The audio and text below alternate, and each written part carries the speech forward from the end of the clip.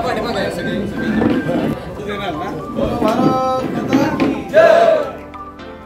Minute समोर सगळे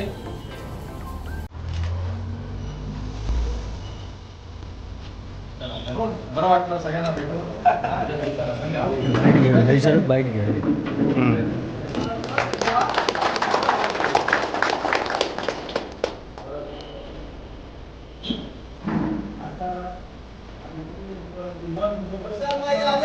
हम तुम्हारे साथ हैं.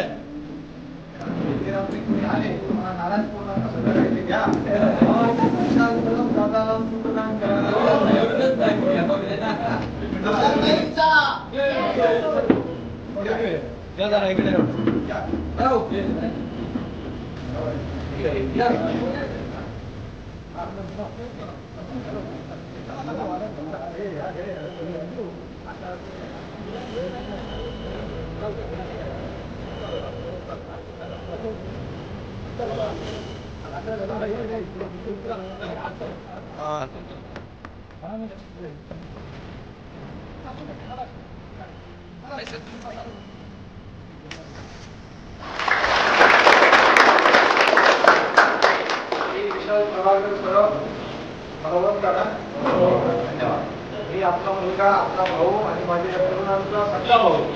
त्यामुळे मी एवढंच सांगतो की आज या मतदारसंघामध्ये विशाल परब नावाचा एक मुलगा 35 वर्षाचा या आमदारकीला उभा राहिलेला आहे. महाराष्ट्रामध्ये एवढ्या कमी वेळात राहिलेला नाही. मला एकदम सांगावं वाटलं की लागलाय आणि या सीटवर लागलाय त्याच्या माझ्या भावानी, तरुणांनी आणि माई माऊलीनी जे विशाल परबवरती प्रेम दाखवलं हे माझ्यासाठी खूप मोठी गोष्ट.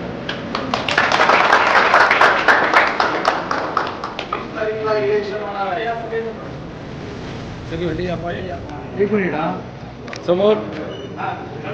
भारत माता की जय. एक मिनिट.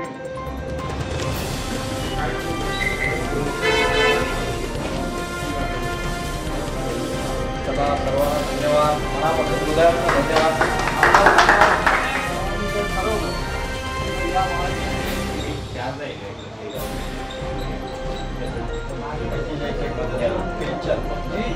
जी काय असतील त्याच्यात 90% आपल्याला व्हावी ही विनंती करतो.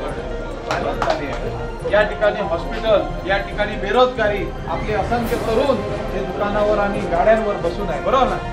आज खरी परिस्थिती आहे. आपले तरुण सगळे बसून आहे. या तरुणांच्या हातीला काम देण्याचं आणि पोटामध्ये अन्न द्यायची क्षमता या विशालनं फोन केला की बाबा नाही बाबा ज्यावेळी हो विशाल घे निवडा निव बळो तर नक्कीच विशाल परब या मतदारसंघात आमदार हे होणार आहे.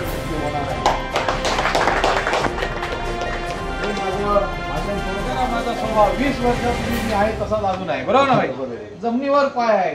आमदार झाल्यावर सुद्धा मी असाच येणार, तुमच्यात बसणार आणि जे काय आपले मंदिर असतं कोणतेही चर्चचं काम कोणताही विषय असेल तिथे विचार परब हा तुमच्यासोबत.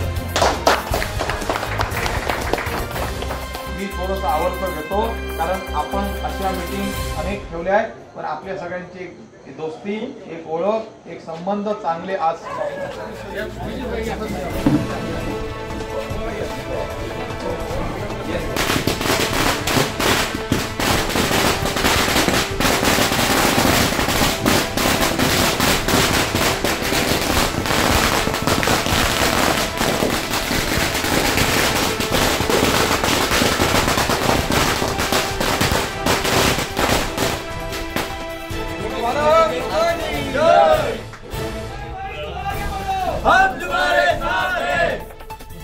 धन्यवाद सर्वांना. सांगावंसं वाटतंय की आज एका चॅनल वरती चालू होतं की सावंतवाडी मतदारसंघामध्ये आणि या कोकणामध्ये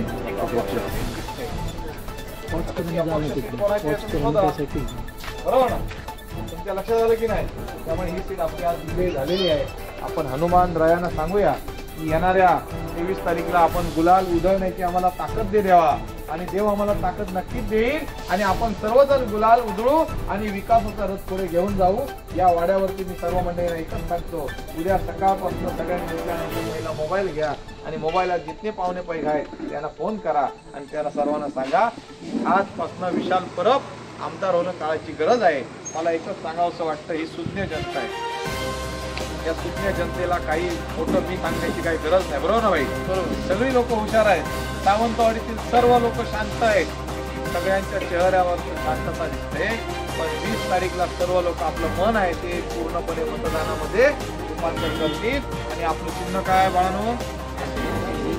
आपण सकाळी उठल्यानंतर आपल्या आईला बोलतो चहा कर, तेव्हा आपण शेगडी चालू करतो, बरोबर ना? ही आपली गॅस शेगडी आहे. आपण सुंदर लक्षात ठेवल्याबद्दल धन्यवाद. मी पुन्हा येईल आमदार झाल्यानंतर याच वाड्यावरती हनुमानराव यांच्या आपल्या या मैदानामध्ये नक्कीच आपण चांगली मोठी सभा करूया. आणि मी नक्कीच तुमची रजा घेतो, पुन्हा येणार, फक्त रजा नाही घेत, पुन्हा येणार. 23 समोर सगळे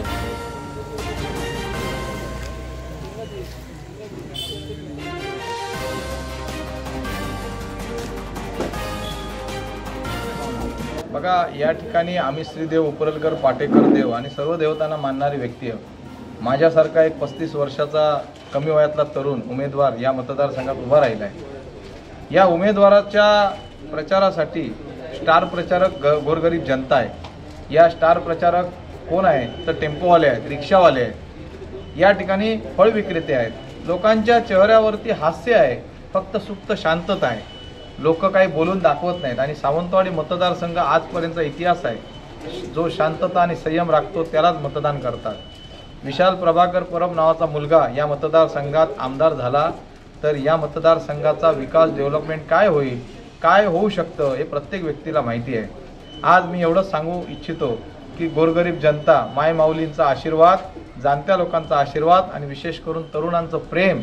आज आपण तिन्ही तालुक्याच्या कोणत्याही कोपऱ्यात जावा, कोणत्याही एरियात जावा, तिथे विशाल प्रभाकर परब नाव एकच दिसतंय. याचं कारण एकच आहे की आज इथे बदल पाहिजे आहे आणि हा बदल घडवण्याची क्षमता गोरगरीब जनतेमध्ये आहे. आज मला एकच सांगावंसं वाटतं, मी कोणावर टीका टिप्पणी करत नाहीये. माझ्यावर टीका टिप्पणी करणाऱ्यांना पण मी धन्यवाद देतोय, नमस्कार करतोय, त्यांना चांगलं आयुष्य लाभो एवढंच म्हणतोय. माझ्या आयुष्यात खूप चांगले दिवस मी पाहिलेत.